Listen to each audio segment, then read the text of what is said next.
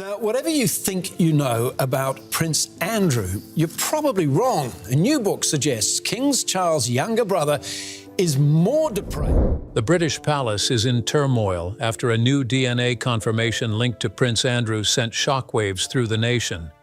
The statement, brief yet powerful, has reignited questions about the disgraced prince's past and the truth behind long-buried secrets. Once a royal symbol of honor, Andrew's name now sits at the heart of another royal mystery. With the world watching and the monarchy under pressure, the silence feels heavier than ever. Could this be the final blow to his reputation? Or is there more the palace isn't telling us yet? The statement that shook the crown. The morning began like any other in London, grey and calm, the kind of quiet that usually wraps the city before the news cycle comes alive. But on this particular day, that peace didn't last long. At exactly 7:12 a.m., the familiar emblem of Buckingham Palace flashed across every screen, followed by a message that no one had expected. News anchors stumbled over their words as they confirmed what was already sending shockwaves through every corner of Britain. The palace had issued an emergency statement about Prince Andrew. For years, the royal press office had been known for its restraint. Their language was polished, controlled, and always distant from emotion. But this one was different. There was something cold, tense, and urgent about the tone. It wasn't the usual formality that kept royal matters hidden behind tradition and secrecy. It sounded like fear, disguised as composure. Within minutes, reporters stood outside the black gates of Buckingham Palace, their breath visible in the chilly air as camera flashes lit up the iron fences. Across newsrooms, producers yelled for updates, phones rang without pause, and headlines began appearing on screens faster than anyone could process. Buckingham Palace confirms results of private DNA matter linked to Prince Andrew, read one. Monarchy in crisis after shocking genetic revelation, claimed another. At first, the details were scarce. The palace, as always, gave nothing more than what it wanted to. The statement was short, careful, and almost painfully vague. It acknowledged the confirmation of a long-standing personal matter and asked for privacy, a line that made the public only more curious. People had whispered about Prince Andrew for years. There had been rumors that refused to fade away, stories that had faded and then returned with new shape and new energy. But no one had imagined the palace would ever confirm anything connected to those whispers. The suddenness of the statement made it clear that something serious had forced their hand. By mid-morning, every major network had turned its full attention to the story. The BBC reported that the findings have left the monarchy in turmoil. Sky News described it as a revelation that could alter the royal family's image forever. Even international channels were broadcasting live from outside the palace, speculating what this could mean for the man who once stood proudly beside his mother, the late Queen Elizabeth II.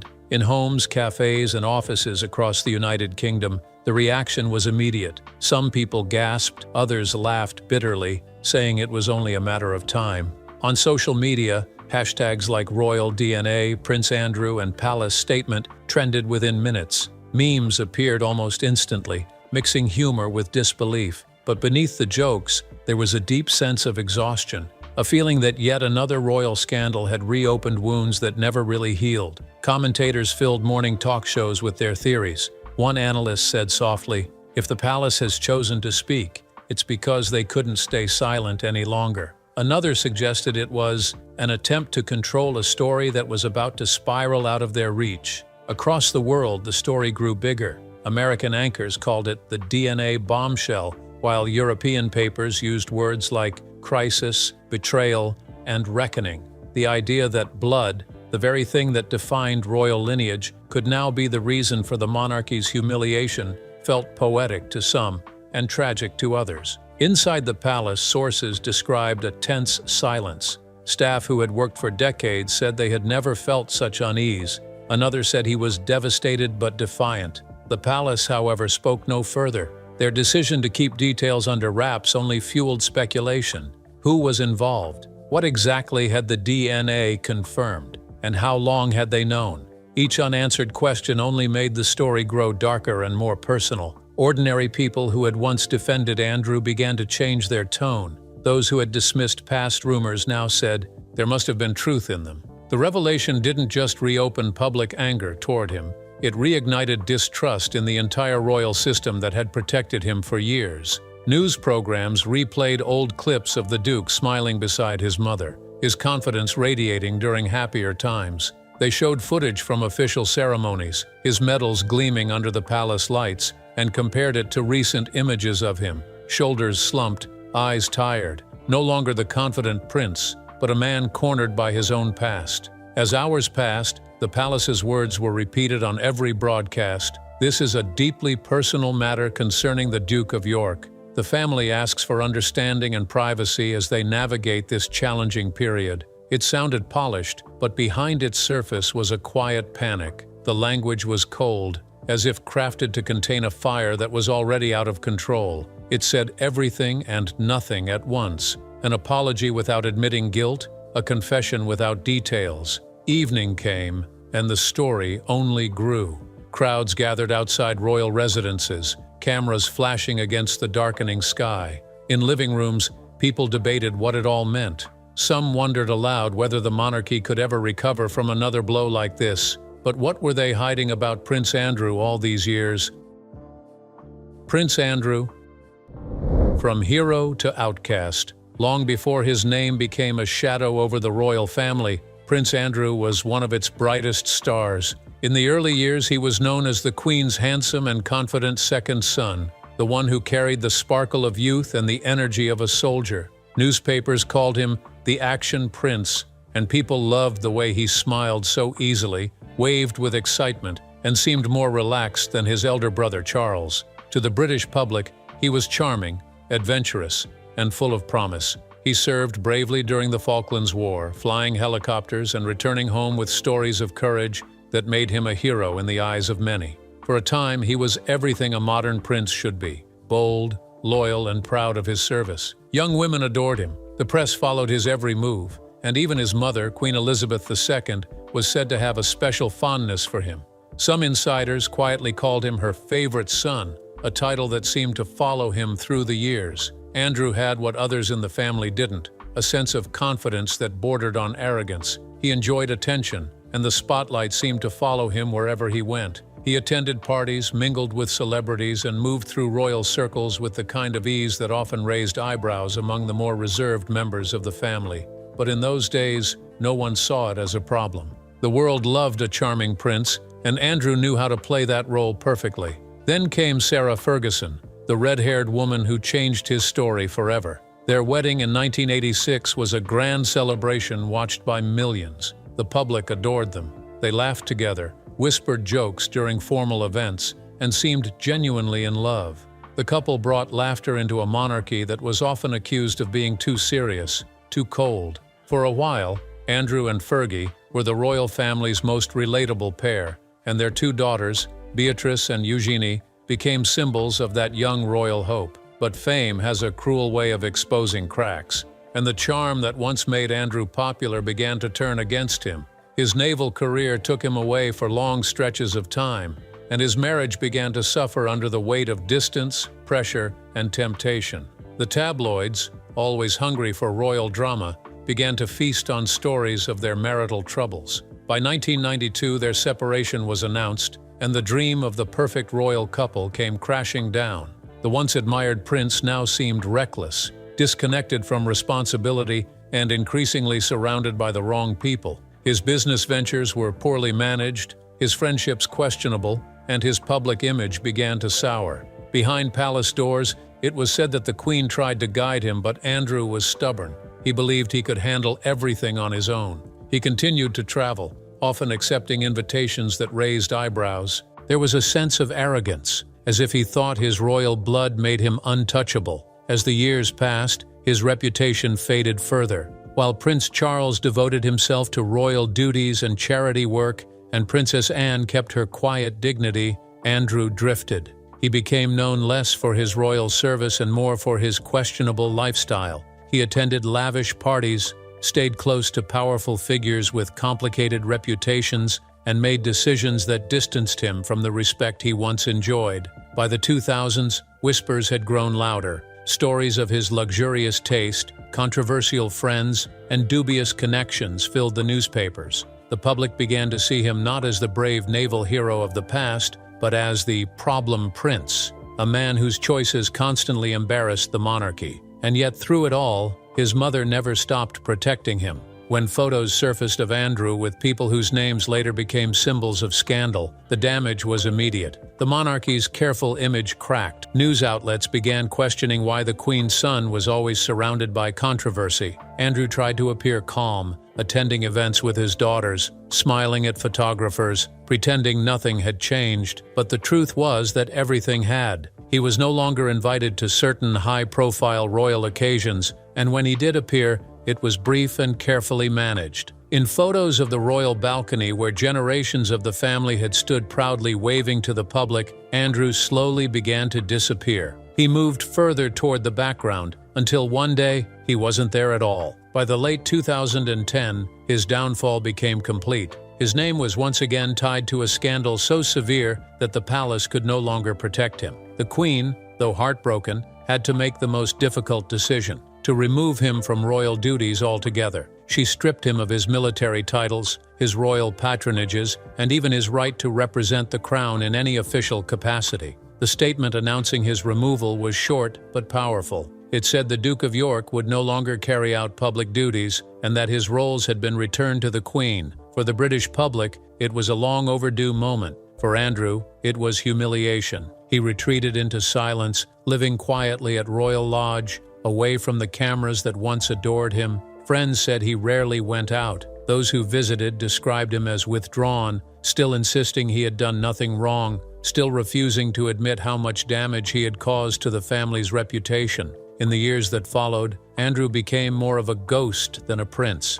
His name remained a symbol of scandal, whispered in gossip, used as a warning of how power can fade. His daughters tried to carry on with dignity, often reminding the public that he was still their father, but even they couldn't escape the cloud that hung over his name. Time moved on, but the damage stayed. The new reign under King Charles brought even less tolerance for old royal mistakes. And then, years later, came the DNA confirmation, the revelation that no one saw coming, yet somehow everyone feared. It reopened wounds, dragged his past back into the spotlight, and reminded the world that Prince Andrew's story was far from over. Once celebrated as the Queen's proud son and a national hero, he had now become something else entirely. A man whose name was spoken with discomfort and disbelief, a reminder that even royal blood cannot protect a person from the truth. But which particular scandal caused his downfall? Scandals, accusations, and royal rebuke. The friendship that would destroy Prince Andrew's life began like most royal connections: private dinners, quiet introductions, and the promise of influence. Jeffrey Epstein was already a known name among the powerful. To Andrew, he was just another wealthy man moving through elite circles. But behind that charm was a darkness that would soon swallow them both. For years, their friendship went unnoticed by most of the public. They were seen together at parties, walking in Central Park, attending lavish gatherings that only the rich could imagine. When Epstein was arrested, everything changed. The man Andrew had once called a friend was now accused of horrific crimes. The world turned its attention to everyone connected to him, and suddenly, Andrew's face was on every front page again. The book is entitled The Rise and Fall of the House of York. It is so explosive because it is not the work of some... Photos began resurfacing. One in particular showed Andrew with his arm around a young woman. The picture was grainy but powerful. For many, it was proof of everything they had suspected but never dared to believe. The palace went silent. The press did not. Then came the BBC Newsnight interview, the one that was supposed to save him. His advisors had believed it was his chance to explain, to show the world that he was innocent. But instead, it became one of the most disastrous interviews in royal history. The world watched in disbelief as he spoke, in a tone that felt detached, almost careless. When he added details that sounded rehearsed, even cold, it made everything worse. Go into a friendship looking for the wrong thing, if you understand what I mean. I'm an engaging person. I want to be able to. By the time the interview ended, the damage was complete. Late-night shows mocked him, comedians turned his words into jokes, and newspapers labeled him the disgraced Duke. Social media exploded with disbelief. For days, people replayed clips from the interview, pointing out every awkward pause, every strange excuse. It was supposed to clear his name, but it buried it deeper. Behind the palace walls, the reaction was heartbreak mixed with anger. The Queen, who had always protected her children, was said to be deeply upset. Those who knew her described a silence that hung heavy over Buckingham Palace. She had stood by Andrew through every scandal, but this time was different. Now, Andrew, in your judgment, is Prince Andrew a sexual deviant who preys or who has preyed on underage girls? The public outrage was impossible to ignore. Meetings were held, statements drafted, and quiet conversations took place between senior royals. King Charles, still the Prince of Wales then, reportedly urged firmness. The monarchy had survived for centuries because it knew when to cut off what could destroy it. In January 2022, the announcement finally came. Prince Andrew would lose his military titles and royal patronages, and he would no longer use His Royal Highness in any official capacity. The decision was both stunning and expected. The palace's statement was brief but final, saying the Duke of York would continue to defend his case as a private citizen. The public applauded the move. Outside the palace, some even cheered. To many, it was justice, a sign that the royal family could no longer protect its own from accountability. But inside, the mood was different. The Queen had made her choice with a heavy heart. Those close to her said she never spoke of it in detail, only that duty must come before affection. Andrew retreated from public view. His once busy schedule was now empty. No more public events, no more military ceremonies, no more ribbon cuttings or speeches. He became a man out of sight, living quietly at Royal Lodge, the grand house he shared with his ex-wife, Sarah Ferguson. Even old allies who had defended him for years kept their distance. The world had moved on, and Andrew had become a reminder of everything the royal family wished to forget. Days turned into months, and he sank deeper into silence. Occasionally, photographers caught glimpses of him driving near Windsor, his face pale and unreadable. His daughters, Princess Beatrice and Princess Eugenie, visited often, bringing their children, hoping to give him some comfort. But even they couldn't change how the world saw him. Rumors never stopped. The tabloids continued to circle, publishing stories about hidden connections, secret meetings, and even whispers of a child who might share his blood. Most dismissed it as gossip, the kind of tale that followed disgraced royals long after the truth was gone. But among those who had followed his story closely, some believed there was more. They said there were documents, quiet investigations, and names that had not yet been revealed. Lawyers had reportedly made inquiries. A few even claimed that DNA testing had been discussed privately, though no one could confirm it. For the royal family, it was another secret they hoped would never surface. For Andrew, it was another weight added to the silence he already lived in. He began to fade from memory. Royal events continued without him, Trooping the Color, the Platinum Jubilee, the state funerals. His absence was noticed but never explained. His name, once announced with fanfare, was now whispered, if spoken at all. By the time the public began to grow tired of his story, it felt like his downfall was complete. The monarchy had moved on to new faces, new scandals, new distractions. The world thought his story had ended, that his disgrace was permanent and complete. But what no one knew was that one final secret still waited to come to light. And this time, it would not come from rumor or speculation. It would come from proof, the kind that no one could deny. The truth was waiting, hidden in blood, and it was only a matter of time before it spoke. The secret that wouldn't fade.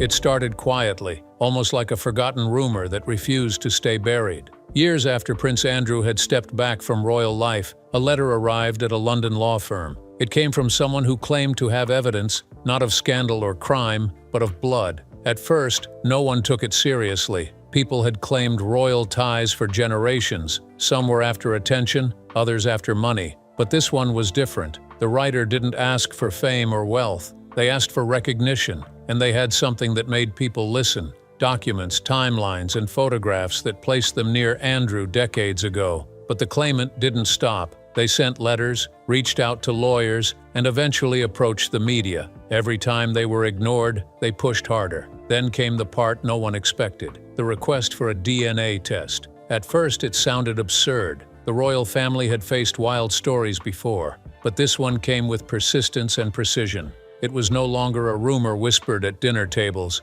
It was a legal petition, filed through quiet channels, forcing the palace to respond. Behind closed doors, chaos erupted. The royal household wanted silence, but technology had changed the game. DNA testing had advanced so much that results could no longer be disputed. If a test was done, the truth, whatever it was, would be impossible to hide. Meetings followed one another, lawyers were called, and the king's advisors debated the risk. If the palace refused, it would look like a cover-up. If they agreed, it could expose something they couldn't control. It was a lose-lose situation, and yet the pressure kept building. Meanwhile, Andrew's life grew even smaller. Friends said he barely left Royal Lodge. He read the papers, watched the news, and lived in constant fear of what might come next. He denied everything, insisting there was no truth to the claims. But behind that confidence was a man terrified of the world's judgment. When whispers of the DNA case reached the media, the reaction was instant. Reporters swarmed around Windsor, trying to catch a glimpse of him. The palace issued its usual no comment, but everyone knew something serious was happening. Inside the royal circle, the tension was unbearable. King Charles was furious. The monarchy had only just begun to rebuild its image after years of turmoil, and now another storm was forming, this time linked to blood, the one thing that defined royal lineage. Quietly and without fanfare, the test was arranged. It was conducted in total secrecy, under legal supervision, and away from prying eyes.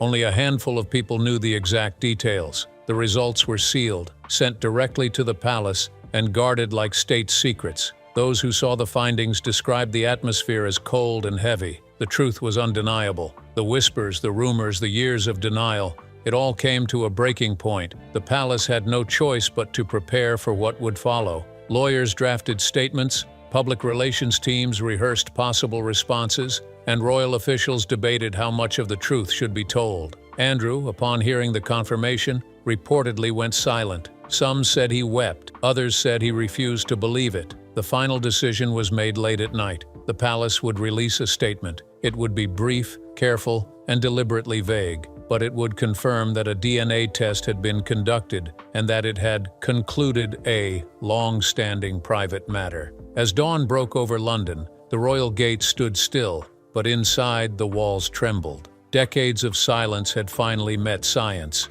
and the truth was now out of their control. The world would soon know. And the man once called the Queen's favorite son would once again stand at the center of a storm. Not of rumor this time, but of proof. The truth had lived in the shadows for years, but now it had a voice, and once it spoke, nothing would ever be the same again. Inside the palace, damage control and division.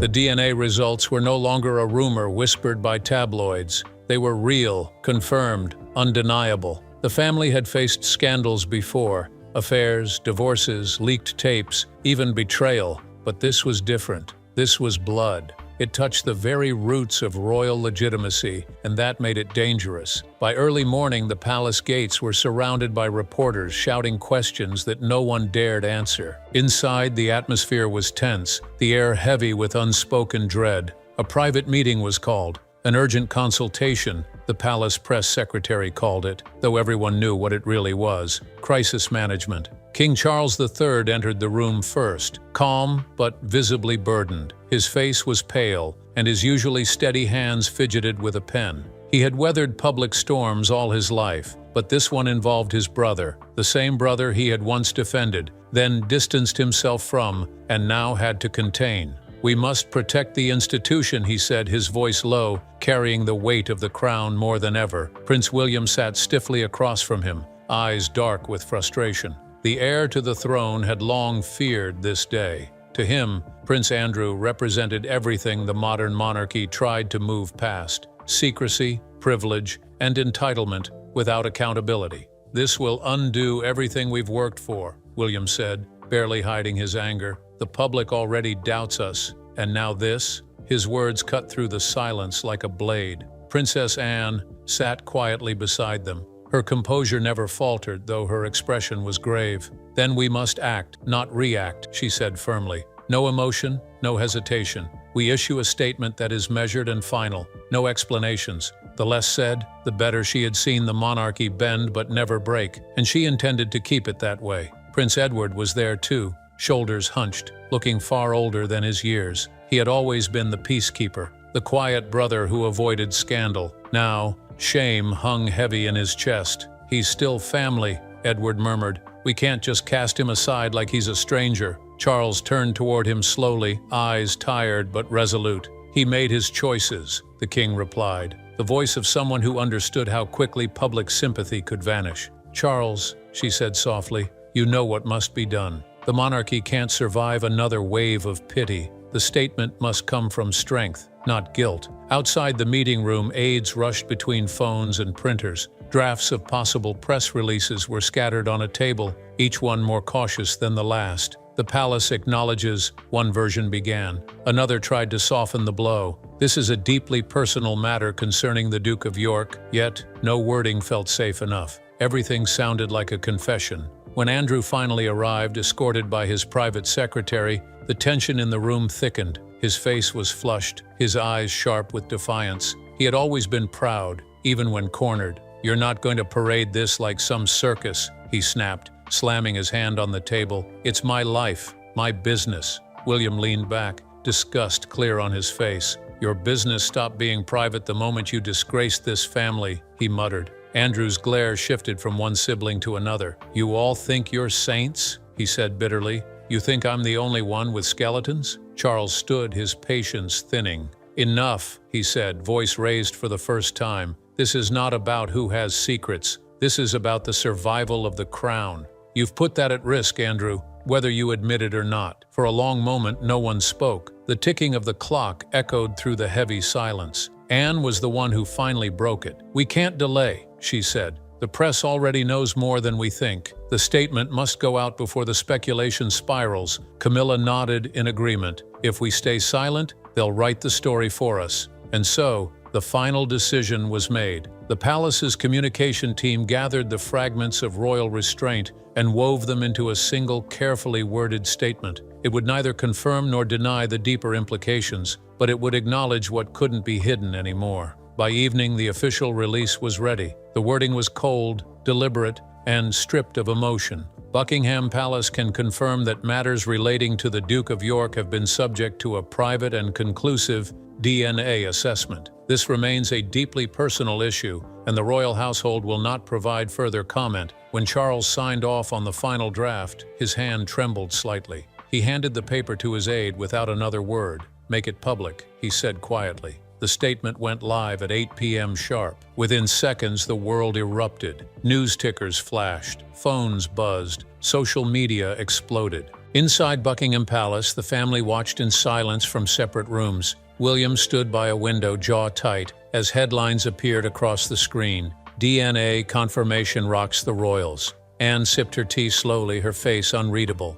Edward sat with his hands clasped, whispering a prayer. And Andrew, alone in Royal Lodge, read the statement again and again, disbelief hardening into rage. To him, the palace had betrayed him. To the world, the palace had finally spoken the truth. Camilla turned to her husband as the news anchors' voices filled the room. "It's done," she said. "Now we wait." But the king knew better. This wasn't the end. This was the storm before the real one. The monarchy had tried to control the narrative, but truth, once released, rarely stayed contained. As the palace lights dimmed that night, London buzzed with rumors and theories. The royal walls had never felt so fragile, nor the silence inside them so loud. And across the kingdom, one question echoed again and again, whispered in homes, shouted online, printed in bold letters across tomorrow's papers. What was Prince Andrew hiding all these years? The world reacts: outrage, support, and scorn.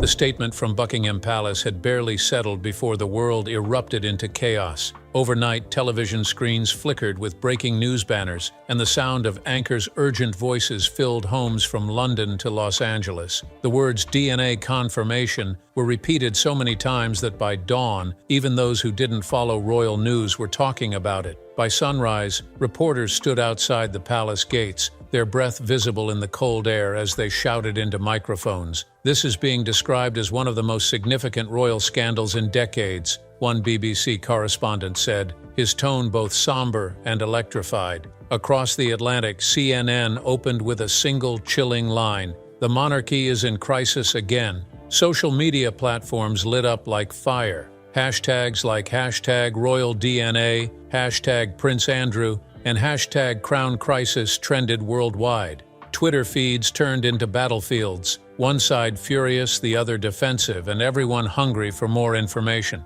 Unbelievable. After everything this, one user posted, "Maybe now the truth is finally catching up with him," another wrote. Some still refused to believe it. "Fake news," one loyal royalist insisted. The palace wouldn't confirm something like that unless it was forced. Everywhere you looked, people were talking. On talk shows, hosts exchanged stunned expressions. One morning host in Australia said softly, "This feels like the final crack in the royal armor." Newspapers rushed out special editions before midday. The Times headline read, "A Royal Reckoning."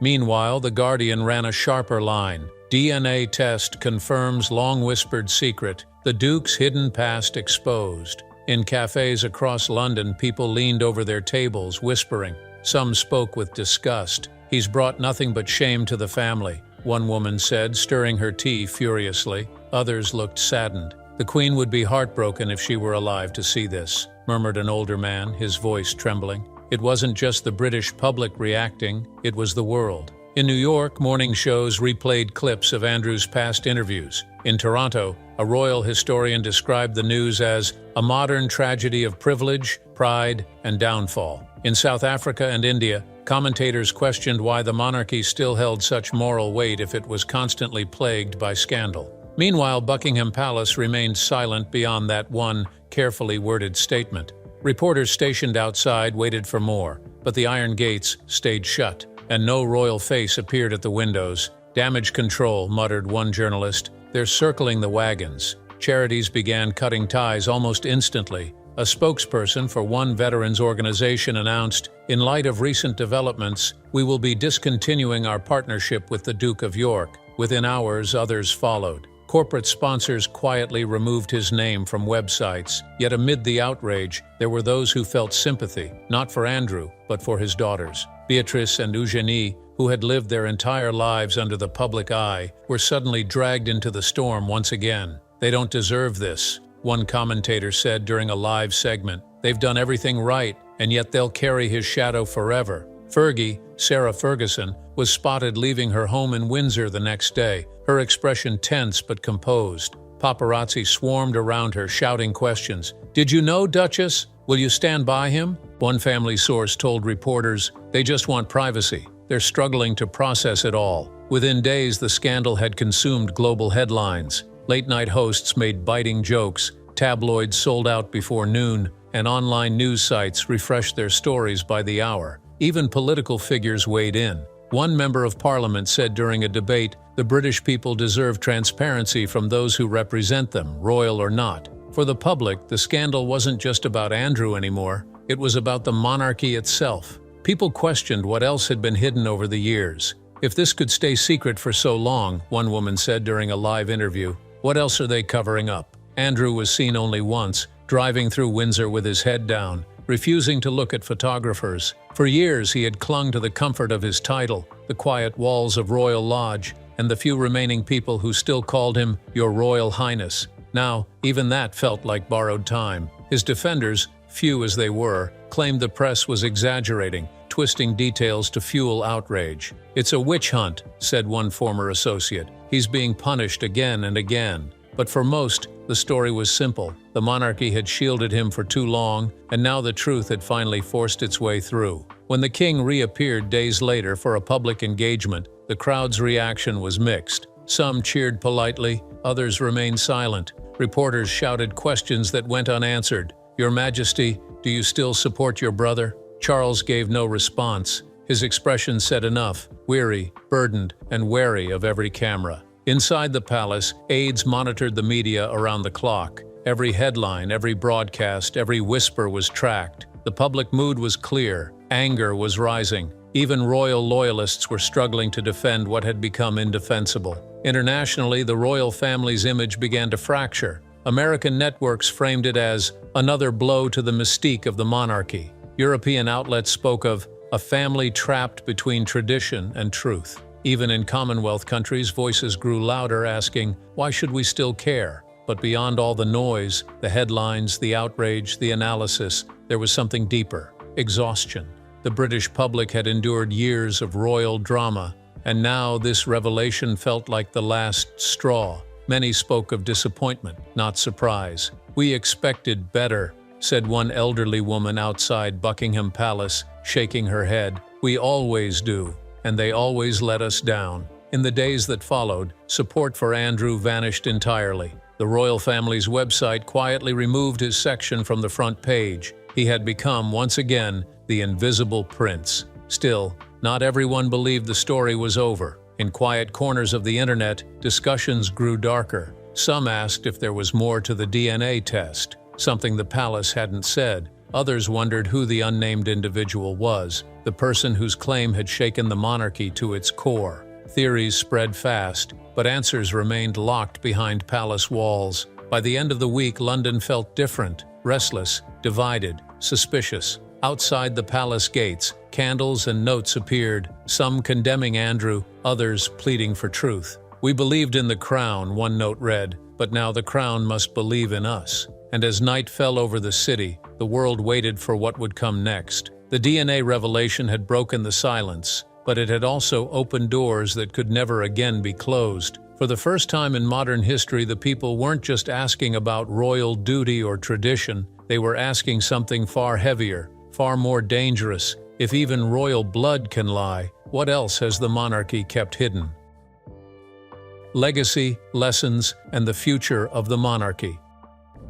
The monarchy had survived many storms, divorces, scandals, tragedies, yet each one left a mark that never truly faded. Prince Andrew's downfall was no different. It became another chapter in a long history of resilience mixed with quiet shame. Inside the palace, lessons were quietly learned. The royal family began to see that silence was no longer a shield. The world demanded truth and transparency. King Charles and Prince William, standing side by side in public, the younger generation understood this better than anyone. Prince William and Princess Kate carried the heavy weight of rebuilding trust. Every gesture, every speech, every public appearance was a chance to remind the world. They smiled for the cameras, not just as royals, but as symbols of renewal. Behind them, the shadow of Andrew's scandal lingered, not as gossip, but as a warning. Proof that even the highest walls could not protect anyone from consequence. His DNA confirmation about a secret child had done more than confirm a secret. It had exposed the cracks in an empire built on mystery and silence. Still, the institution endured.